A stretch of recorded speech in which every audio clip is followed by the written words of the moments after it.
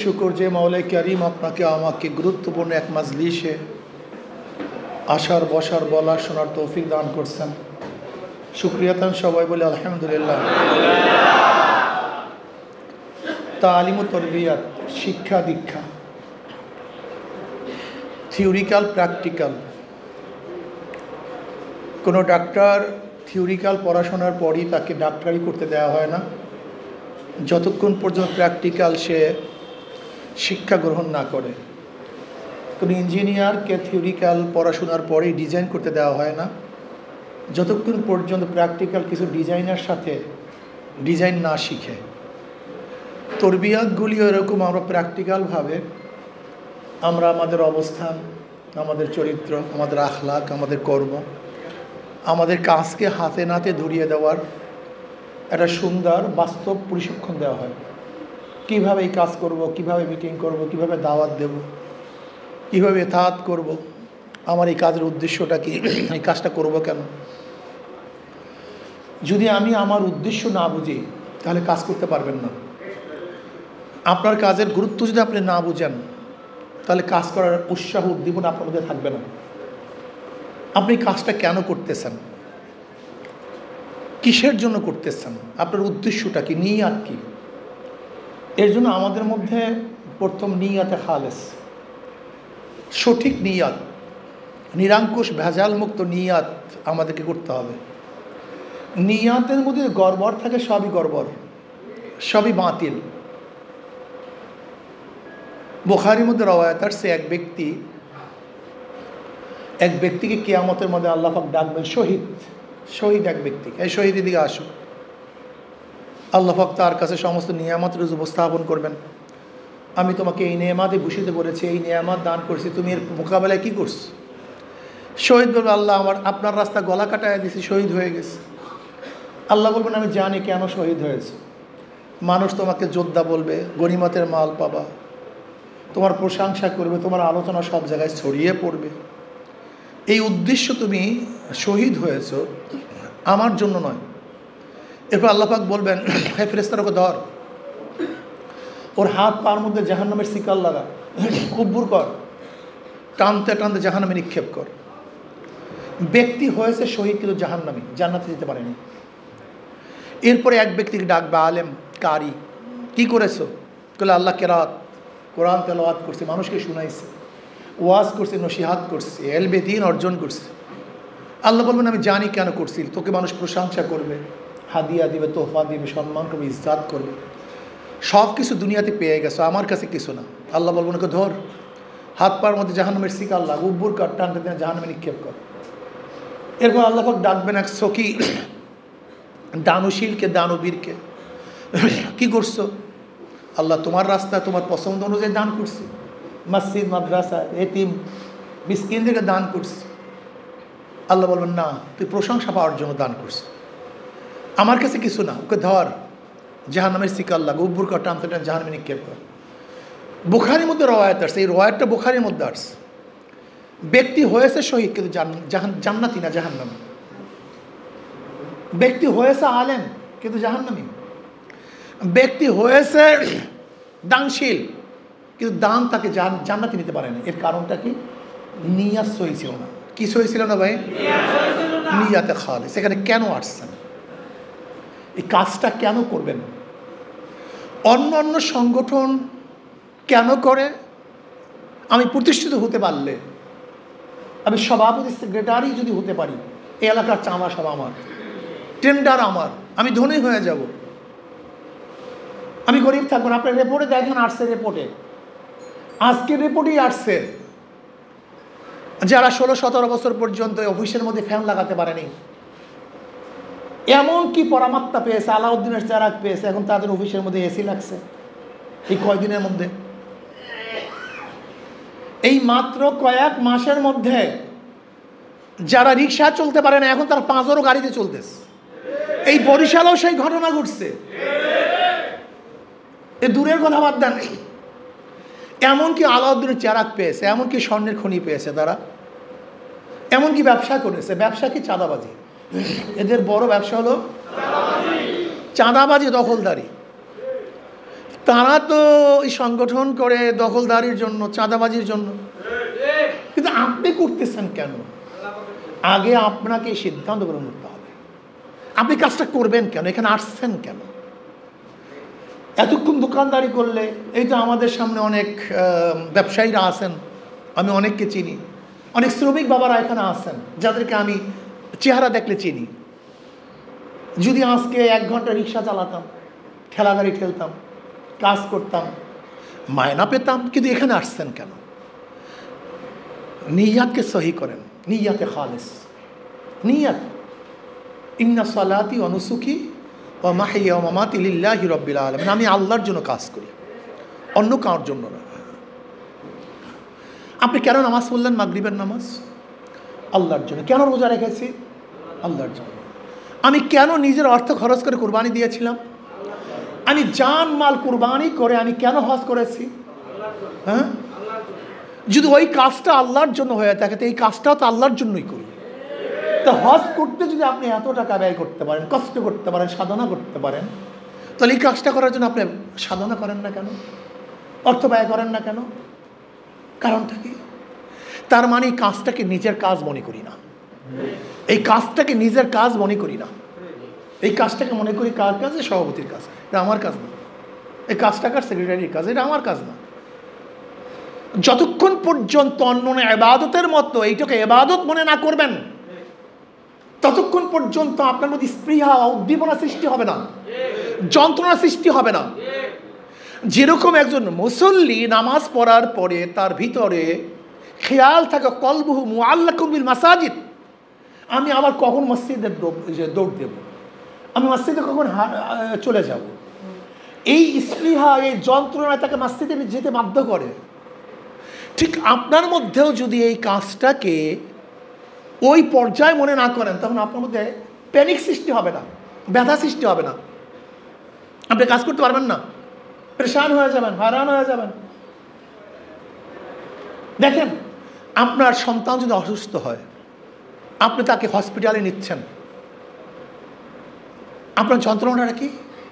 কতক্ষণ আগে নিতে পারি, কিভাবে নিতে পারি? কেন? যদি একটু পরে নেই, তাহলে আমার সন্তানটা দুনিয়া থেকে হারিয়ে যাবে।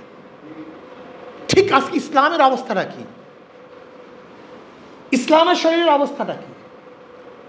ইসলামকে ধ্বংস করার জন্য, এরকম আক্রমণ করার জন্য হাজারো শত্রুরা চেষ্টা চালাচ্ছে, ষড়যন্ত্র শুরু করছে। ইসলামী শরীরটা রোগী হয়ে গেছে, দুর্বল হয়ে গেছে, এটাকে শক্তিশালী করতে হবে, রোগমুক্ত করতে হবে। এখন বলেন তো, আমার কি স্পৃহা থাকা দরকার, কত দোষ থাকা দরকার? কিন্তু এইটাকে আমার নিজের শরীর মনে করি না, আপন মনে করি না, আমার সন্তানকে আপন মনে করি, ইসলামকে আপন মনে করি না। সংসারের মধ্যে যদি গ্যাঞ্জাম হয়, কিছুক্ষণ পরে উভয়ের তাগিদই মিলে যায়। স্বামী স্ত্রীর মধ্যে ঝগড়া হয়েছে, প্রত্যেকে চান্সেস থাকে কোন মিলব। স্বামীও তার অবস্থান থেকে চান্সেস থাকে মেলার জন্য, আর স্ত্রীও চান্সে থাকে কিসের জন্য? কেন? আমার সংসার করতে হবে। কিন্তু আমাদের মধ্যে যদি ঝগড়া সৃষ্টি হয়, আমরা এত দূরত্ব বজায় কেন করি? তার মানে ওই সংসারকে সংসার মনে করছে, এটাকে সংসার মনে করিনি। স্বামী স্ত্রীকে আপন মনে করছে, কিন্তু আমার সংগঠনের ভাইকে আপন মনে করিনি। এর জন্য আমি তোর সাথে আর কথা বলবো না। কিন্তু আমি বিশ্বাস করি, ওয়ায়ুসিরুনা আলা আনফুসিহিম ওয়ালাউ কানা বিহিম খাসাসা, আল মুমিনু কারজুল ওয়াহিদ, ইন ইশতাকা আইনুহু ইশতাকা কুল্লু ওয়া ইন ইশতাকা রাসুহু ইশতাকা কুল্লু। যদি আমার সন্তানের সাথে বিভেদ সৃষ্টি হওয়ার পরে সাধারণ আমার কলমের মধ্যে, আমার কলেজের মধ্যে ব্যথা সৃষ্টি হয়, কিভাবে আনবো, কিভাবে তাকে ঠিক করা যায়, কিভাবে আনা যায়, সংশোধন করা যায়। যদি আমার সন্তানকে সংশোধন করার জন্য আমার মধ্যে ব্যথা সৃষ্টি হয়, তাহলে আজকে হাজারো মাখলুকাত, আল্লাহ পাকের শ্রেষ্ঠ মাখলুকাতে মানুষকে সংশোধন করার জন্য আপনার মধ্যে ব্যথা সৃষ্টি হয় না কেন? তার মানেটা কি? আপনি মোমেন না। যদি মোমেন হতেন, তাহলে আর মোমেনের জন্য আপনার মধ্যে ব্যথা সৃষ্টি হইত। যে নবী আলাইহিস সালাতু ওয়াস সালাম বলছেন, আল মুমিনু কারজুন ওয়াহিদ, গোটা মোমেন একটা শরীরের না। যেমন শরীরের মধ্যে মাথা অসুস্থ হলে গোটা শরীরটা অসুস্থ হয়ে যায়, ঠিক না? চোখে দরদ হলে গোটা শরীরটাই খারাপ লাগে। ঠিক আপনার গোটা দুনিয়ার মধ্যে একজন মুমিন যদি অসুস্থ হয়, দুঃখিত হয়, তার দুঃখে আপনি দুঃখিত না হলে আপনি প্রকৃত মুমিন হতে পারেন না। এই জন্য আমাদের কী করতে হবে? এটাকে নিজের মনে করতে হবে, এটা অঙ্গ। আমি সবসময় মনে করি আল্লাহ পাক আমাদের অঙ্গ প্রত্যঙ্গের মধ্যে কত মিসাল যে রেখেছেন যা চিন্তাও করা যায় না। আচ্ছা বলেন তো, আমাদের সব শরীর নয়, সব আমার না? কথা বলেন না কেন? পাও কার? আমার। না, কান, সবই তো আমার। কিন্তু সব অঙ্গের কি অবস্থা নেই? আজীব।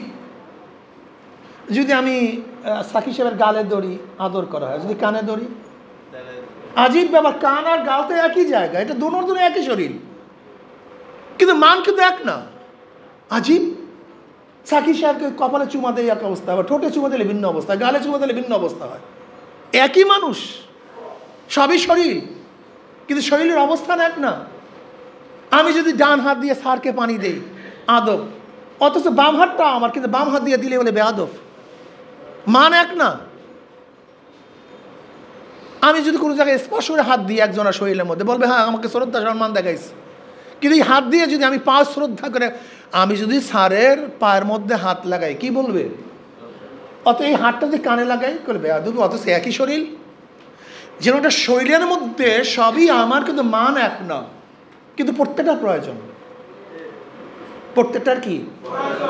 প্রত্যেকটা প্রয়োজন।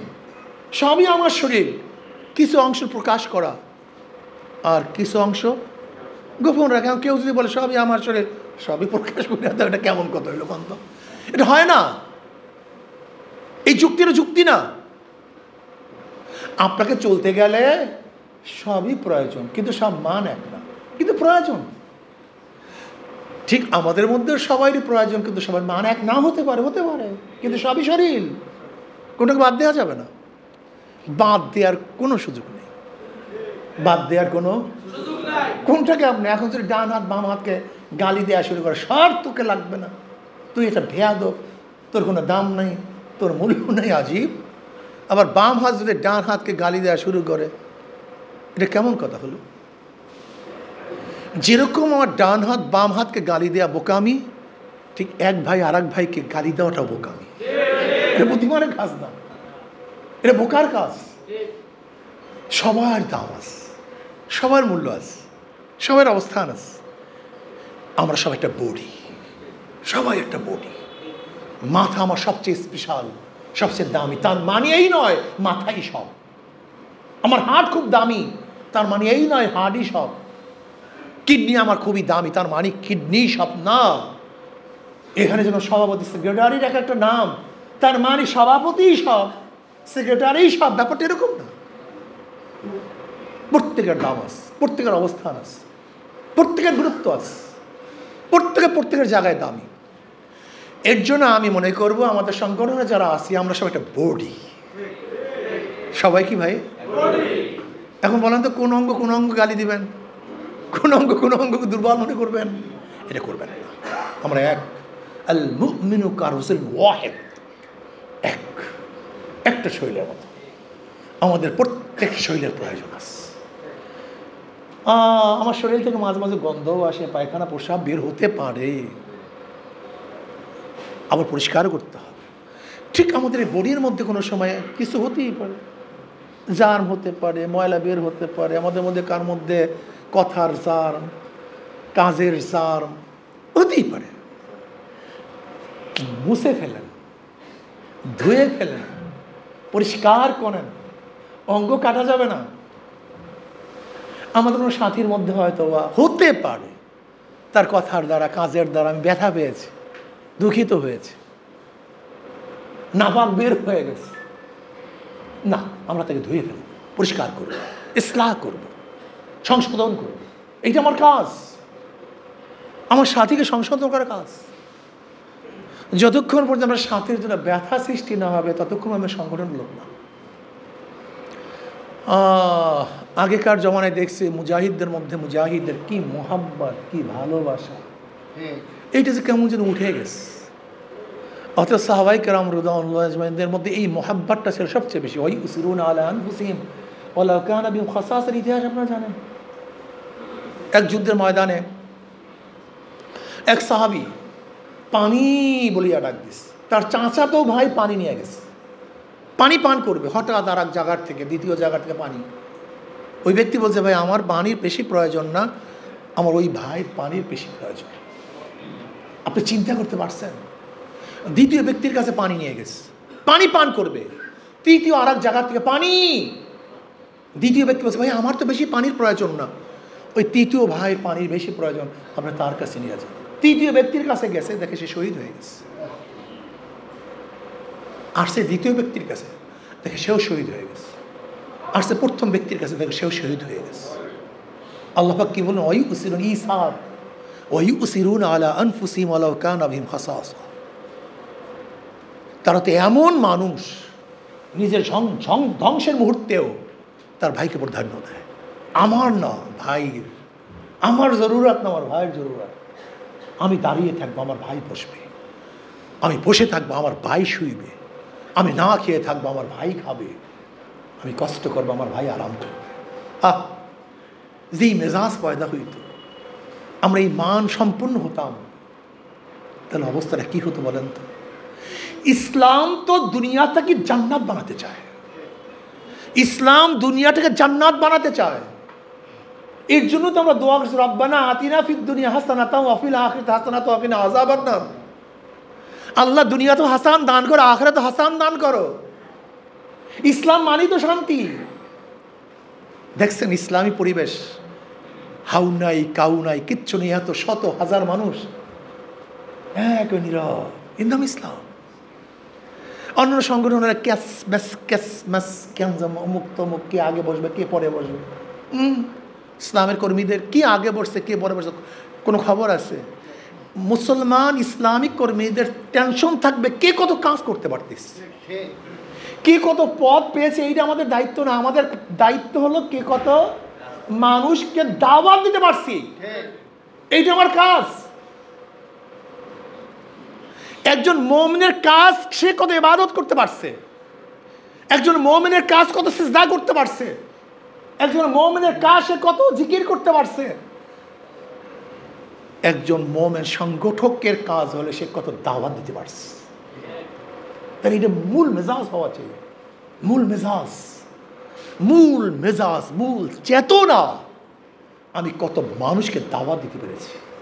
এই মিয়া, আমার হাত নাই পাও নাই কিচ্ছু নেই, আপনি একজন মানুষ, এতে হবেটা কি? আমরা সংগঠনে কেউ নেই, আপনি একজন নেতা। হ্যাঁ, আপনি কেমন নেতা?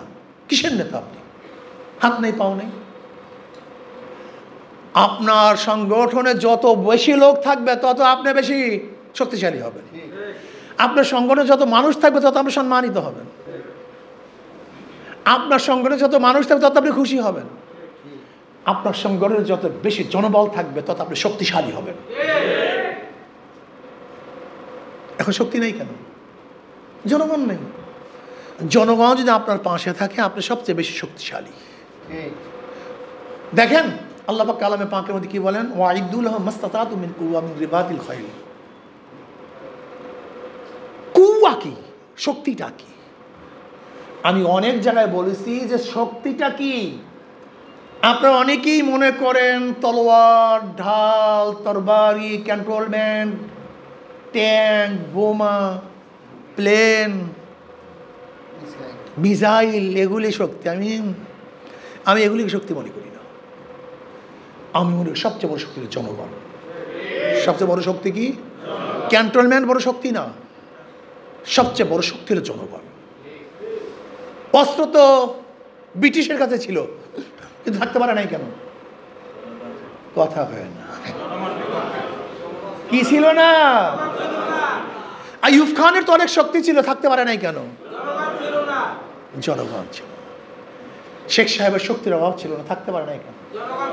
জনগণ ছিল। এরশাদ সাহেবের কাছে তো ক্যান্টনমেন্টের চাবি ছিল, কিন্তু থাকতে পারে নাই কেন? শেখ হাসিনা ফেসিসের কাছে তো সবই ছিল, কিন্তু মাসনাদ রক্ষা করতে পারে নাই কেন? তার মানে যার পক্ষে জনগণ তার কাছেই সব, যার পক্ষে জনগণ নেই তার কাছে কিছু নেই। জনগণ শক্তি। এই জনগণকে ইসলাহ করার জন্য নবী রাসূলগণ দুনিয়াতে আসছেন। এই কন্ট্রোল করা খুবই মুসিবত। নবী মুসা আলাইহিস সালাতু সমস্ত নবীদের ছাগল বলছেন। এটা নবীদের মৌলিক কাজের একটা কাজ। এর কারণটাকে ছাগলের সবচেয়ে বেশি বেহাংরা জাতি, এদেরকে সোজা যে করতে না পারবে সে মানব জাতিকে সংগ্রহ করে সোজা করতে পারবে না। তা নবী মুসা আলাইহিস সালাতু ওয়াস সালাম ছাগল চড়াইছেন, একটা পশু তার পালের থেকে দৌড়ে পালাইতেছে, পালায় আর পালায়, তার পিছনে নবী মুসা আলাইহিস ছুটলেন। পাহাড়ি জমি, পাহাড়ি পাথুরি জমি, তো বুঝেন অবস্থাটা কি, খালি পায়। নবী মুসা আলাইহিস সালাতু ওয়াস সালাম এবার পাও রক্তাক্ত হয়ে গেছে, ওই ছাগল বেচারের পাও রক্তাক্ত হয়ে গেছে। এখন উচিত কি ছিল? বেহাং রাজা আজকে পিঠে এত চামড়া তুলে ফেলা। কিন্তু মুসা আলাইহিস সালাতু ওয়াস সালাম অনেক দূরে গিয়ে তাকে ধরার পরে তিনি এই ছাগলটাকে আর পিটালেন না, বরং আদর করতেছেন। তুই এত কষ্ট কেন করলি? তুই আমাকেও কষ্ট দিলি, তুই নিজেও কষ্ট পেয়েছ, তুই নিজেও রক্তাক্ত হয়েছে, আমিও রক্তাক্ত হয়েছি। মেজাজ খারাপ হয়নি, নরম না? কি করছেন? নরম আদর করছেন, ঠিক না? এবার ফেরেশতারা বলতেছেন, মাওলা মুসাকে এখন নবুয়তি দান করেন না কেন? তার নবুয়তি পাওয়ার সময় হয়ে গেছে। নবুয়তি পাওয়ার জন্য সবচেয়ে বড় এক সিফাত হলো ধৈর্য। আল্লাহ পাক নবীদেরকে আগের থেকেই নবী হিসাবে বানান, কিন্তু আল্লাহ পাক রব্বুল আলামিন তাদের মধ্যে অনেকগুলো আওসাফ দান করেন, চরিত্র দান করেন। এর মধ্যে একটা চরিত্র হলো নবীদের সবচেয়ে বড় চরিত্র কি ভাই? সবর। জোরে বলেন কি? সবচেয়ে বড় চরিত্র কি? সবর। এই সবর হলো নবীদের এক নম্বর চরিত্র। ওয়াস্তাঈনু বিস-সাবরি ওয়াস-সালাহ ওয়া তাওয়াসাউ বিল হাক্কি ওয়া তাওয়াসাউ বিস-সাবর ইন্নাল্লাহা মা'আস-সাবিরিন। এর জন্য অবশ্যই প্রত্যেকটা নেতা কর্মীকে সবর ইখতিয়ার করতে হবে। সবর সবর যদি না হয় সংগঠন করা যায় না। এ ভেজাল জায়গা। এখানে আমরা হাজারো মানুষ আছি না, চেহারা কি একটা ভিন্ন? কথা কয় না। মনে করবেন প্রত্যেকের কলবটা ওরকম ভিন্ন ভিন্ন, প্রত্যেকের চিন্তাও না ভিন্ন ভিন্ন। এই গোটা মানুষের চেহারা যেরকম আলাদা, তাদের মনটাও আলাদা, কিন্তু চেহারা দেখা যায়, মন দেখা কাজে চেহারা ভিন্নতা, মনের ভিন্নতাকে একই জায়গায় আনা খুব সহজ। কি? খুবই কঠিন মাসালা। এই মাসালা খুব কঠিন, খুব কঠিন মাসালা। এর জন্য আমি মনে করি এখানে যারা আছেন সবাই দায়িত্বশীল। আমাদের বরিশালে পুরো দায়িত্বশীল এখানে আছেন। প্রত্যেকটা ওয়ার্ড থেকে 2-3 জনকে নিয়ে আসা হয়েছে। আজকে থেকে নিয়াত করেন দাওয়াত। জোরে বলেন কি? কি বললাম না? আজকের থেকে দাওয়াত দাওয়াত দাওয়াত। উদউ ইলা সাবিলি রাব্বিকা বিল হিকমাহ ওয়াল মাউইজাতিল হাসানাহ ওয়াজাদিলহুম বিল্লাতী হিয়া আহসান। উদউ, ডাকো ডাকো। আমরের আসল উজুদ। কেউ তোমাকে দাওয়াতের দায়িত্ব দেখ অথবা না দেখ, তোমার কাজ হলো দাওয়াত দেয়া। এই দায়িত্ব কি দিয়েছেন? আল্লাহ নিজে দিয়েছেন। খোদা উদু, ডাকো। নবী আলী সাহেব কি বলছেন? বাল্লিগু, পৌঁছায়া দাও। এটা আমল। এর জন্য আমাদের প্রত্যেকের কাজ হলো কি ভাই? জোরে বলেন, দাওয়াত দাওয়াত। মেজাজের মধ্যে দাওয়াত। আমরা কি নিয়াত করতে পারি না যে আজকে থেকে তরবিয়াত দিয়ে আমাদের প্রত্যেকটা এলাকায় আমি কমপক্ষে 200, 150, মিনিমাম 20, আর একে টেনে মেনে 5-10, এই কেউ 200, কেউ 100, কেউ 50, কেউ 20, একেবারে টেনে মেনে 5, মাত্র 10 জন করে আমরা দাওয়াত দেবই দেবো ইনশাল্লাহ। রাজি আছি না ইনশাল্লাহ? রাজি আছি। পকেটে থাকবে একটা রিসিট, ওই যে দাওয়াতের পকেট, প্রত্যেকের পকেটে থাকবে। পকেটে থাকবে সদস্য ফরম। সদস্য ফরমের একটা বই আমার পকেটে থাকবে। হাঁটবো, চলবো, উঠবো, বসবো, 4 দোকানে ভাই ভাই আসেন না একটু দাও, ভাই আসেন না, বাস এই মেজাজের মধ্যে, মাথার মধ্যে দাওয়ার দোকান। এই মিয়া, নবী রসুলগণ দুনিয়াতে আসছেন কেন? নবী রসুলগণ দুনিয়াতে আসছেন কেন? এই মানুষরূপী অমানুষদেরকে দাওয়াত দিয়ে মানুষ বানাবার জন্য। আবু জেহেল মানুষ ছিল না? মানুষরূপী ছিল, কিন্তু অমানুষ। ফেরাউন না মানুষ ছিল না? হ্যাঁ, মানুষ রূপী ছিল, অমানুষ।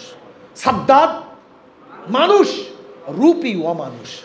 হামান মানুষ রূপী অমানুষ। কারুন মানুষ রূপী অমানুষ। এই মানুষ রূপী অমানুষদেরকে মানুষ বানাবার জন্য তারা দুনিয়াতে আসছেন।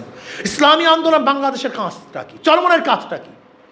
এই চরমনওয়ালাদের কাজ একটাই, যেরকম ফেরাউনের কাছে মুসা আলাইহিস সালাতু ওয়াস সালামকে আল্লাহ পাক প্রেরণ করেছেন, আবু জাহিলের কাছে আমার নবীকে প্রেরণ করেছেন, নমরুদের কাছে ইব্রাহিম আলাইহিস সালাতু ওয়াস সালামকে প্রেরণ করেছেন, ঠিক এই চরমনওয়ালাদের কাজ কি? আল্লাহ ভোলা লোকদেরকে, আল্লাহ ভোলা লোকদেরকে, আল্লাহ ভোলা লোকদেরকে, যারা মানুষ রূপী অমানুষ আছে, তাদেরকে দাওয়াত দিয়ে দিয়ে দাওয়াত দিয়ে দিয়ে আল্লাহওয়ালা বানায়া দেওয়া, আল্লাহর সাথে মিলায়া দেওয়া, আল্লাহর সাথে মিলায়া দেওয়া, আল্লাহর পথে নিয়ে আসা, ইসলামের সৈনিক বানায়া দেওয়া।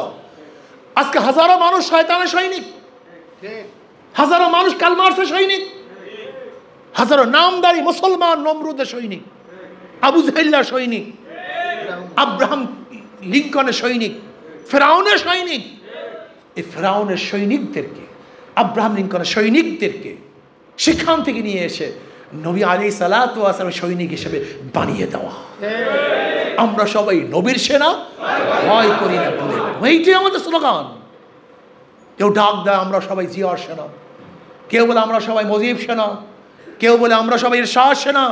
এই সমস্ত সেনাকে কাট আপ করে ইসলামী আন্দোলন বাংলাদেশের প্রত্যেকটা নেতা কর্মীর কাজ হলো আমরা সবাই নবীর সেনা, ভয় করি না বলে এই স্লোগান শিক্ষা দেওয়া, তাদের জবানের মধ্যে স্লোগান নিয়ে আসা।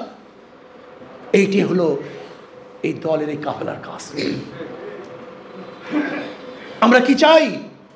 হাজারো মানুষ গণতন্ত্রকে বিজয় করতে হবে, কেউ বলছে ডেমোক্রেসিকে বিজয় করতে হবে, কেউ বলছে সেকুলারকে প্রতিষ্ঠিত করতে হবে, কেউ বলে কমিউনিজম ছাড়া কোনো মুক্তি নাই।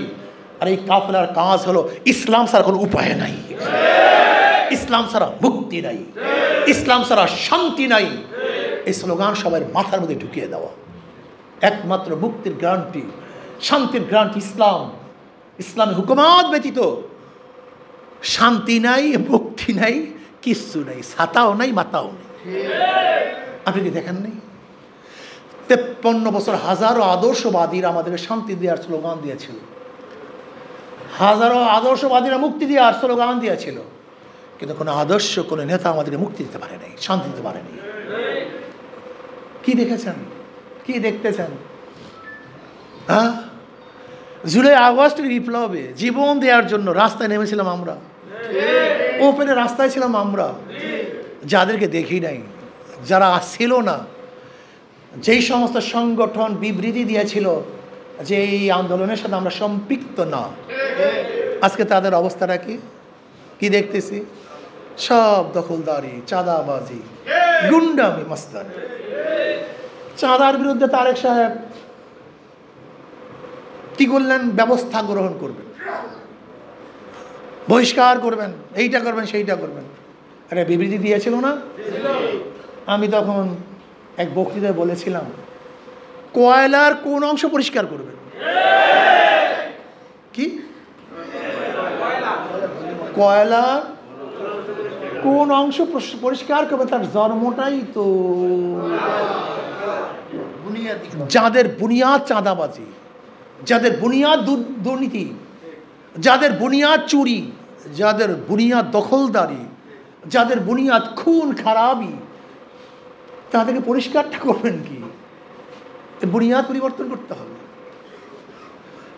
আগুনে আগুন খায়, জাহান্নামের এক জাহান্নাম আর জাহান্নামকে খেয়ে ফেলবে, আগুনে আগুন খায়। আমি এইটার আগে ভাই মনে করতাম জাহান্নামের আগুনের অবস্থা, এখন দেখি বিএনপিকে খায়। ছাত্র দল বিএনপির কাছে চাঁদা চাওয়ার পরে চাঁদা না দেওয়ার কারণে হাত পা ঘুরে যাচ্ছে, ব্যাস আগুনে আগুন খায়। যেই দলটা মাত্র 8-9 মাসে নিজেদের মধ্যে আত্মকলহলে হত্যা হয়েছে 120-এর উপরে, তাদের 126 জন, ওই তো প্রতিদিন স্কোর বাড়তেছে, স্কোর প্রতিদিন উঠতে আছে, স্কোরের কমতি নেই। হয়তো আমি স্কোর কয়েকদিন আগের কথা বলছিলাম, এর জন্য 20-এ গেছিলাম, এখন স্কোর বাড়ছে। যেই দলটা মাত্র কয়েকদিন নিজেদের স্কোর বাড়িয়ে 126 জন নিজেদের মধ্যে হত্যা করেছে, এদের মাধ্যমে জনগণ নিরাপদ কিভাবে হবে? হ্যাঁ, আমাকে বলুন। যাদের মাধ্যমে চাঁদাবাজি হয়, যাদের বক্তৃতা এবং কাজের মধ্যে আওয়ামী লীগের বক্তৃতা এবং কাজের মধ্যে কোনো পার্থক্য না হয়, তাদের মাধ্যমে আমরা নিরাপদ থাকবো, কল্যাণ হবে। ওই আগেই বলেছি না, কয়লার কোন অংশ পরিষ্কার করবেন? শোনেন, স্বপ্ন দেখা বাদ দেন। আপনি কি জানেন বর্তমানে কি পরিমাণে নতুন ভোটার হয়েছে? 38% নতুন ভোটার হয়েছে। 4 কোটির ওপরে শুধু নতুন ভোটার, যারা ভোট দিতেই পারেনি, ভোট দিতেই পারেনি। এর ওই ধানের শীষ বা অমুক শীষ এ তাদের মনে নেই। এরা জিয়াউর রহমান সাহেবের আদর্শ ভুলে গেছে, জানে না, জিয়াউর রহমানকে দেখে নাই। এখন জিয়াউর রহমানের আদর্শ সম্পর্কে আলোচনা করলেই তারা বলবো জিয়াউর রহমান আদর্শ মানে ওই ঘাট দখল করা, জিয়াউর রহমান আদর্শ মানে চাঁদাবাজি করা, জিয়াউর রহমান আদর্শ মানে নিজের খুন করা, জিয়াউর রহমান আদর্শ মানে কার উপরে হত্যা করা। এটা মনে কিছু নিয়েন না, এটা বলবে, এটা স্বাভাবিক। যারা কোনোদিন, যাদের বয়স 20-30 বছর, তারা তো কোনোদিন কোনো জায়গায় ভোট দিতে পারে নাই। তারা জন্ম হয়েছে এই তারিখে, ভোটার হয়েছে 16 বছর পরে। তাদের অবস্থা রাখে। আমাকে বললাম তো, ইসলামী আন্দোলন বাংলাদেশ কি চায়? ইসলামী আন্দোলন বাংলাদেশটা কি জানেন আপনারা কারা? আপনারা এমন এক জাতি, এমন এক গোষ্ঠী, জন্মের পর থেকে আজ পর্যন্ত আপনার কথা এবং কাজে মিল।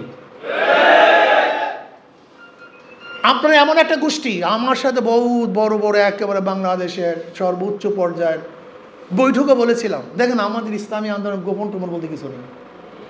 আমরা এই গোপনে যে কথা বলি, ওই মাঠের মধ্যে একই কথা বলি। গোপনে যার সাথে সম্পর্ক, মাঠের মধ্যে একই সম্পর্ক। আমাদের ভিতর আর বাহিরের মধ্যে কোনো পার্থক্য নেই। আপনি এখনো বলতে পারেন আমাদের কোনো গোপন জিনিস নেই। ওই এখানে যে কথা বলতেছি মাঠে স্পষ্ট, ওই একই কথা বলি। এই গোপন টোপনের মধ্যে আমরা নেই। ইসলামী আন্দোলন বাংলাদেশ, আপনারা কারা? আপনারা আজ পর্যন্ত ওয়াদা খেলাপ করেননি। আপনারা কারা? বিশ্বাসঘাতকতা করেননি। আপনারা কারা? যারা নীতিভ্রষ্ট হন নেই, আদর্শভ্রষ্ট হন নেই। আপনারা কারা? জন্মের পর থেকে আজ পর্যন্ত এই কাজটাকে ইবাদত মনে করেন, এটাকে নিজের পেট পালার কোনো মাধ্যম মনে করেন না। এটা সেই সংগঠন, নীতি আদর্শ বাস্তবায়নের চেষ্টা করেন। এইটা আমার পেট পালার কোনো জায়গা না, যে এখানে যদি আমি আসি তাহলে আমি ধনী হব, চাকরি পাবো, অমুক পাবো, তমুক পাবো। এটা সেই সংগঠনের নাম না। আমি বিশ্বাস করি, এটা আমার আকীদা।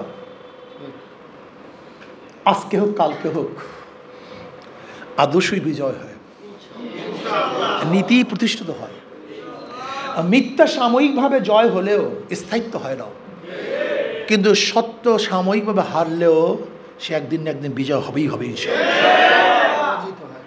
পরাজিত হয় না, জিতবেই জিতবে। আমি বিশ্বাস করি ইসলামী আন্দোলন কোনো ধোঁকাবাজির কোনো সংগঠন নয়। এদের নেতা এবং কর্মীরা ধোঁকাবাজ নয়।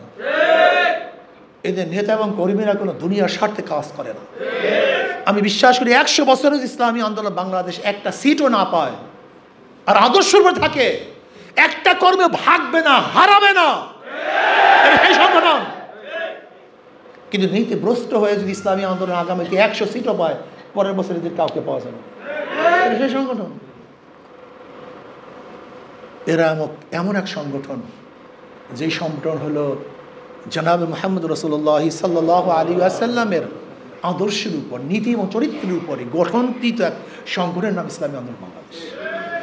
আমাদের শায়খ মোর্শেদ বরাল্লাহ মারকাত বারবার বলেছেন, শুধু নেতা নয়, নীতির পরিবর্তন চাই। আমাদের শায়খ বলেছেন, মাদার গাছ লাগিয়ে আমের আশা করা যায় না। আমাদের শায়খ বলেছেন, তেঁতুল গাছ লাগিয়ে মিষ্টি ফলের আশা করা যায় না। চরিত্রহীন মানুষ দ্বারা চরিত্রবান মানুষ গড়া যায় না। ধোঁকাবাজের মাধ্যমে দেশ থেকে ধোঁকা বন্ধ করা যায় না। দুর্নীতিবাজের মাধ্যমে দুর্নীতি বন্ধ হয় না। চোরের মাধ্যমে চুরি বন্ধ হয় না। এই ইসলামী আন্দোলন বাংলাদেশ কি চায়? যেমন নবী আলাইহিস সালাতু ওয়াস সালাম মক্কার মধ্যে 13 বছর পর্যন্ত কিছু লোক তৈরি করেছেন, কিছু লোক তৈরি করেছেন যে লোকগুলির মাধ্যমে গোটা বিশ্ব জয় করেছেন। ইসলামী আন্দোলন বাংলাদেশে কিছু লোক তৈরি করতে চায়, এই লোকগুলি তৈরি করার মাধ্যমে ইনশাআল্লাহ আজকে হোক কালকে হোক এই বাংলাদেশের জমিনে কলেমার পতাকা উড্ডয়ন হবেই হবে ইনশাআল্লাহ। আমি বিশ্বাস করি আজকে হোক কালকে হোক। রেকর্ড করেন, ভালো মতো বদ্ধমূল করেন অন্তরের মধ্যে। আজকে হোক কালকে হোক সংসদের মধ্যে উপরে কলেমার পতাকা উড্ডয়ন হবেই হবে ইনশাআল্লাহ। ইসলাম বিজয় হবে। ইসলাম বিজয় হওয়ার জন্য দুনিয়াতে আসছে। ইসলামকে কেউ ধ্বংস করতে পারে না, পারবে না ইনশাআল্লাহ। আজকের থেকে ইনশাআল্লাহ আমাদের দাওয়াত, ইতাত, ইতাত লাজেম, জরুরি। ইতাত ছাড়া কিছু হয় না। আজকে মাওলানা খায়রুল সাহেব এখানে নামাজ পড়াইছেন, কেন ওনার চেয়ে যোগ্য ইমাম কি আর কেউ ছিল না? তার পিছনে কেউ ছিল না? তার চেয়ে বহুত বড় যোগ্য লোক কেউ ছিল না? কিন্তু কি করবেন?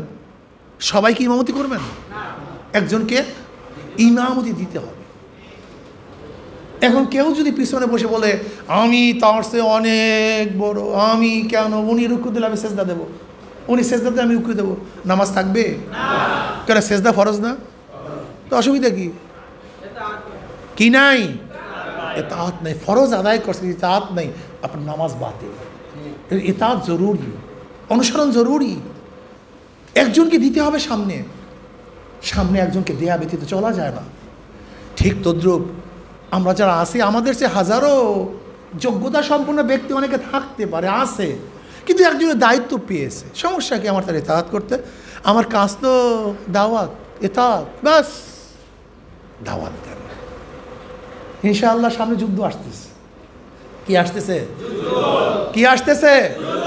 হক এবং বাতিলের লড়াই, হক এবং বাতিলের সাথে যুদ্ধ চলতেছে। সেই যুদ্ধের মধ্যে হককে বিজয় করতে হবে ইনশাআল্লাহ। কেউ বলবে গণতন্ত্রের পক্ষে ভোট দেন, কেউ বলবে ডেমোক্রেসির পক্ষে ভোট দেন, কেউ বলবে আব্রাহাম লিঙ্কনের আদর্শ বাস্তবায়নের জন্য সিল মারেন, আর কেউ বলবে ইসলামকে প্রতিষ্ঠিত করার জন্য, নবী আলাইহিস সালাতু ওয়াস সালাম আদর্শ বাস্তবায়ন করার জন্য, তার নেতৃত্বকে প্রতিষ্ঠিত করার জন্য আল্লাহর কর্তৃত্ব, নবীর নেতৃত্ব। বলেন আল্লাহর, নবীর, আল্লাহর কর্তৃত্ব, নবীর নেতৃত্ব বাস্তবায়নের জন্য ভোট দেন। এই বাস, এই দুই দল লাগবে যুদ্ধ। এই যুদ্ধে ইনশাআল্লাহ আমাদেরকে বিজয় অবশ্যই হতে হবে ইনশাআল্লাহ। নহে সমাপ্ত কর্মমোদের অবকাশ কোথায় বিশ্রামের।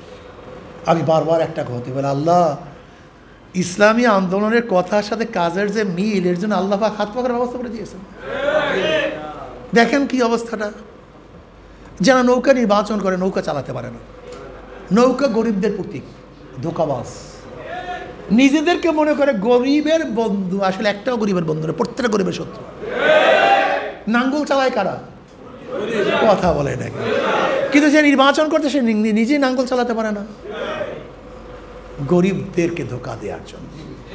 যারা ধান কাটে, ধানের শীষওয়ালারা নিজেরা ধান কাটতে, খোদের চেয়ারম্যান কোনো দিন ধানে পুষি দেয় নেই, কিন্তু আমি কিন্তু ধান কাটতে গিয়ে হাত কেটে বলেছি, একসময় এই যে আঙ্গুল কেটে বলেছি।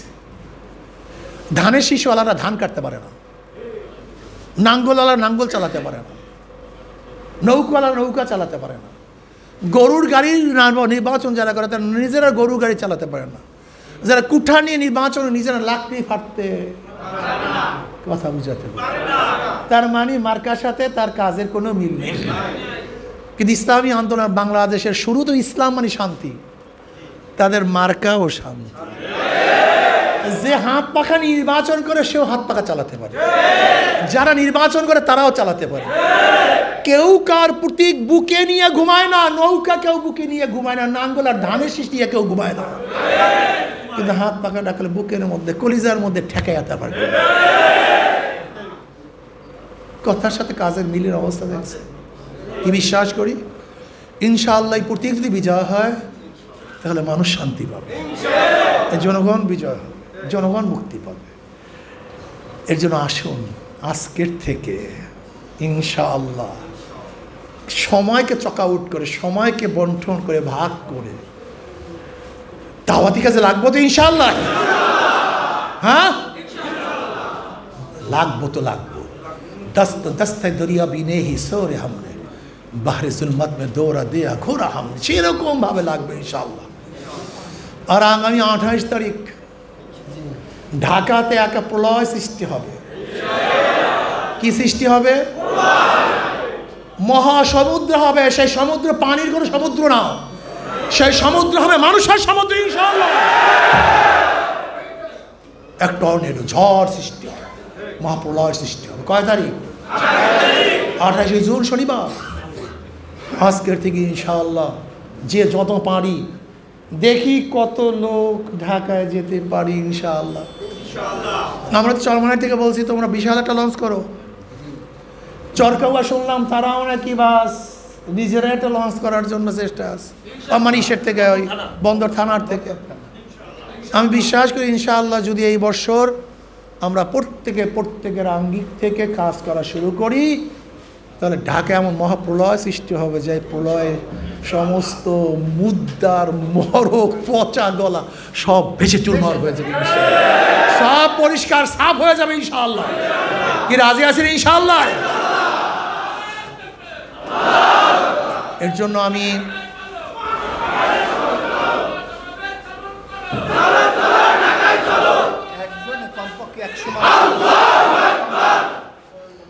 এখন থেকে 100 মানুষ করে দাওয়াত দিই। টার্গেট নেই ভাই, নিয়তের মালিক, নিয়ত তো আল্লাহ দেখেন, নিয়তের খবর একমাত্র আল্লাহ রাখেন। আজকে থেকে নিয়ত করি ইনশাআল্লাহ, দাওয়াত দেই, কাজ করি, নিজে ইসলাহ হওয়ার চেষ্টা করি। আল্লাহ আমাকে আমাদের সবাইকে শুধরায় দেন।